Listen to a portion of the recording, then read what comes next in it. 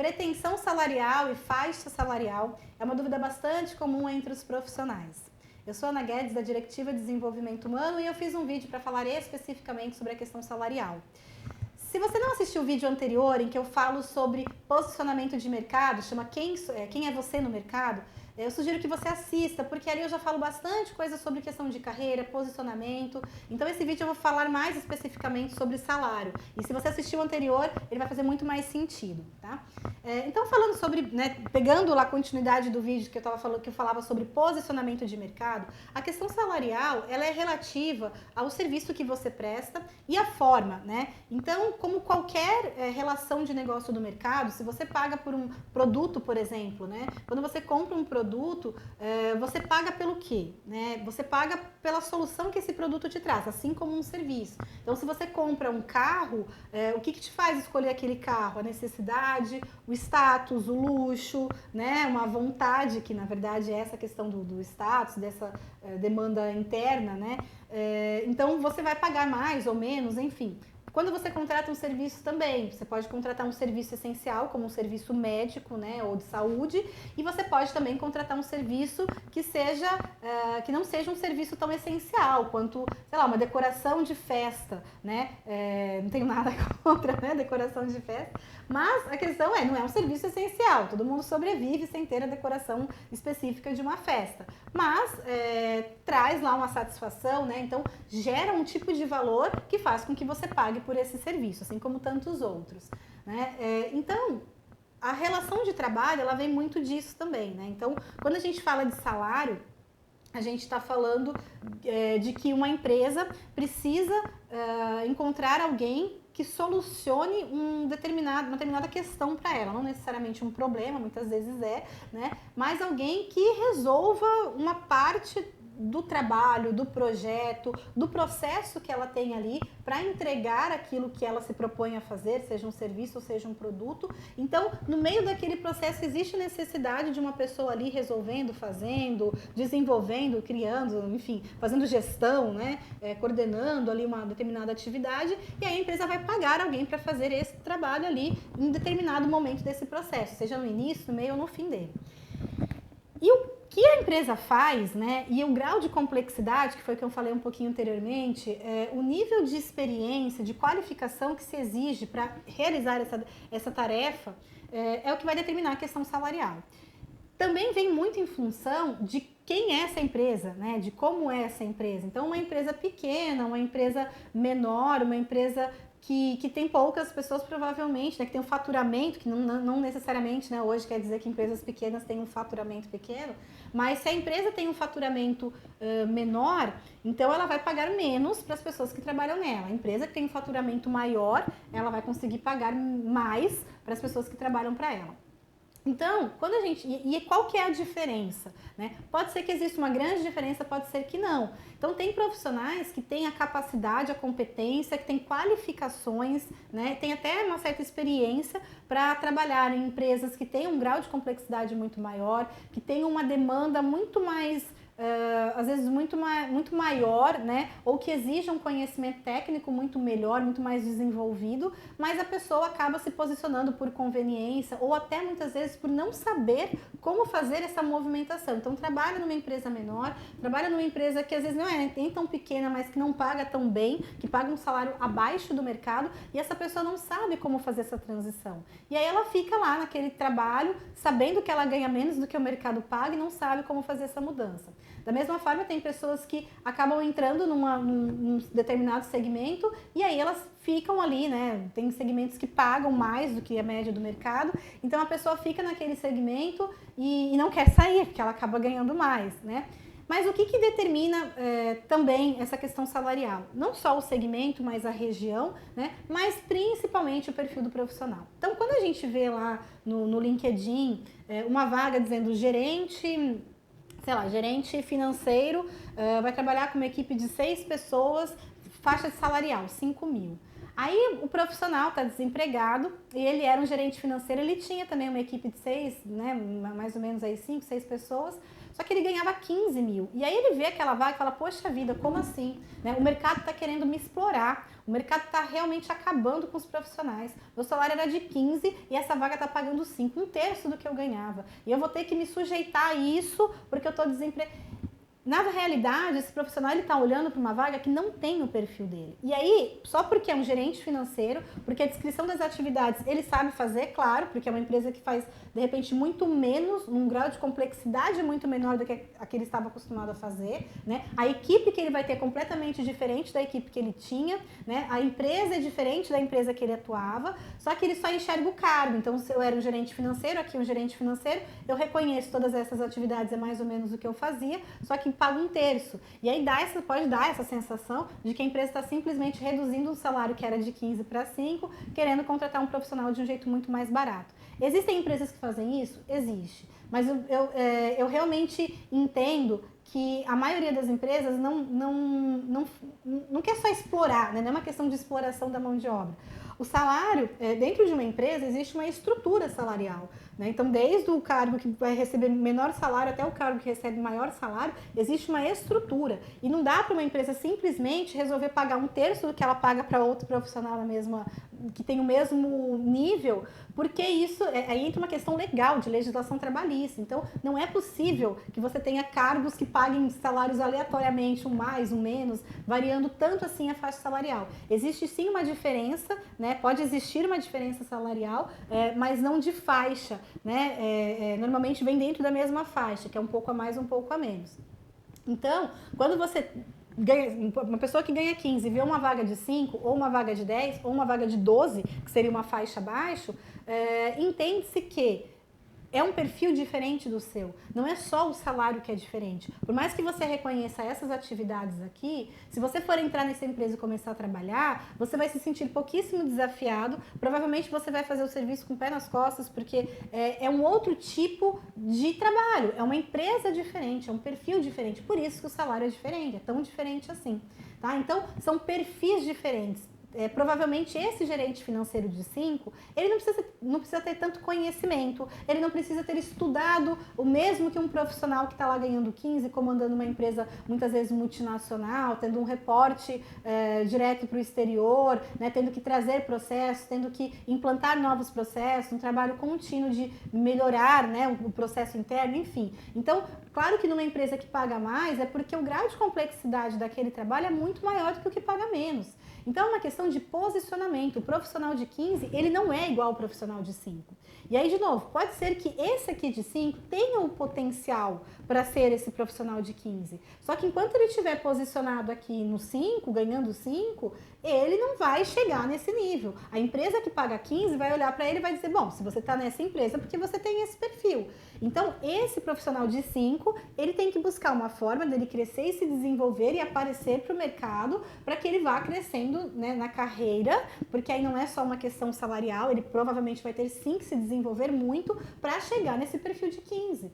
Então, o salário não é só o valor, gente, não é só o dinheiro que a empresa vai te dar, ser mais ou ser menos. Tem muito a ver com o perfil do profissional. Então, e aí quando eu falo perfil, eu estou falando de uma forma geral. Não é só se tem graduação ou pós, se tem conhecimento XY no software tal, e se tem o inglês avançado ou fluente. A gente está falando, de novo, de capacidade, a gente está falando de competência, a gente está falando de comportamento, de postura. Então, a pessoa que trabalha lá numa empresa, muitas vezes familiar, ela está acostumada a lidar com pessoas que têm um determinado comportamento. E aí ela vai para uma empresa multinacional e as coisas acontecem de um jeito completamente diferente. E muitas vezes a pessoa não se adapta, né? E vice-versa, a pessoa que vem também de uma empresa totalmente estruturada, que está acostumada a lidar com uma hierarquia, que está acostumada a lidar com processos muito bem desenhados e um fluxo, né, contínuo. Aí ela vai para uma empresa que tem uma estrutura familiar, que, né, nem todas, é claro, né? Não se pode generalizar, mas normalmente a empresa familiar, quem manda em tudo são os donos, né? É muito comum que numa empresa familiar os funcionários respondam para 2 ou 3 ou 4 pessoas ao mesmo tempo, tenha vários chefes. Então quem se adapta nessa estrutura muitas vezes não vai se adaptar na outra e vice-versa, tá? Então são perfis diferentes. A forma que uma pessoa se comporta é diferente da outra. Dá para mudar? Dá para desenvolver? Dá, com certeza, né? As pessoas podem sim, a gente pode mudar o que a gente quiser a qualquer momento. A gente pode mudar de postura, de comportamento, a gente pode mudar de emprego, a gente pode mudar de faixa salarial, só que tem que entender o que é necessário para que eu saia daqui dessa posição em que eu ganho 5 e vá para uma posição que eu ganho 15. E não é só ter um inglês fluente e não é só ter a pós-graduação, né? E ainda tem pessoas que me fazem a pergunta do tipo, se eu tiver uma pós-graduação no currículo, eu consigo ganhar mais? No currículo eu não sei, né? Porque eu acho que as pessoas não contratam por currículo, só por currículo, né? Mas sim por aquilo que o seu currículo ele é um reflexo do seu perfil profissional. Então as pessoas falam como se fosse assim, um carimbo, assim, eu tenho um certificado, esse certificado vai ter valor. O certificado ele só tem valor porque entende-se que você aprendeu alguma coisa durante o curso e que com aquilo que você aprendeu, o seu trabalho vai ser muito melhor, né? O seu trabalho vai ter uma qualidade diferente. Você se tornou um profissional muito mais experiente, né? A sua postura, o seu comportamento é de um profissional muito mais desenvolvido. Então, o certificado ele deve significar conhecimento e aprendizado. Então, uma pessoa que tem vários certificados deveria ser sinal de uma pessoa que tem muito conhecimento, de que ela tem uma postura X, né?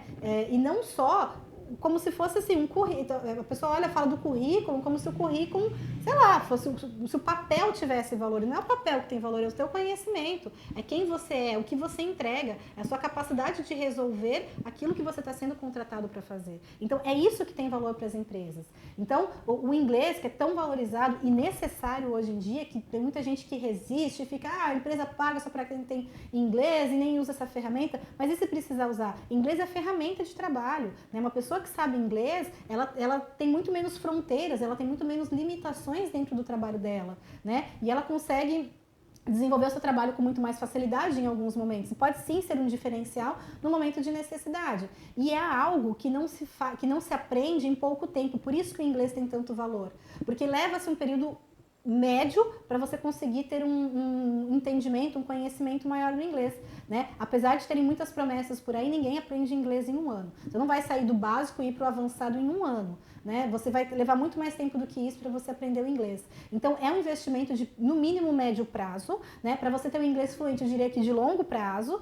E aí, é por isso que as empresas pagam, por isso que as empresas dão preferência. Porque é muito melhor você ter um profissional que tenha fluência e não utilize, mas que no momento que você precisa, ele consegue tirar essa ferramenta aí da caixinha dele, da maleta de ferramentas dele e utilizar para realizar o trabalho dele da melhor forma possível, do que eu ter que esperar um profissional que eu tenho ali, que tem um inglês, né? Todo mundo joga no inglês intermediário, porque realmente não é o básico ali só de falar um The Books on the Table, mas também não é aquele avançado de fazer uma apresentação ou de fazer um curso no exterior, né? De fazer um treinamento, enfim. Então, tem um inglês intermediário, que é o suficiente para uma compreensão, para uma conversação básica, mas será que esse inglês intermediário ele vai servir como uma ferramenta no momento em que você precisar?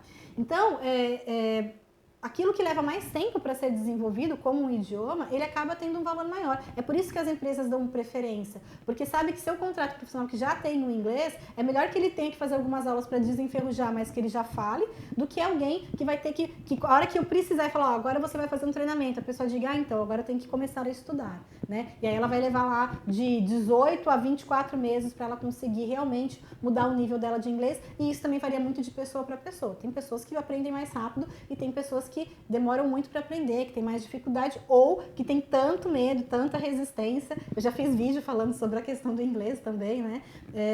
Então, às vezes a pessoa demora muito mais. Então é por isso que as empresas acabam pagando mais e é por isso que isso acaba sendo uma exigência meio que isso já está ficando cada vez mais necessário no mercado, porque é uma ferramenta de trabalho. Assim como pós-graduação, dependendo da área do cargo, claro. Mas a pós-graduação é um curso de especialização em alguma área. O MBA, né,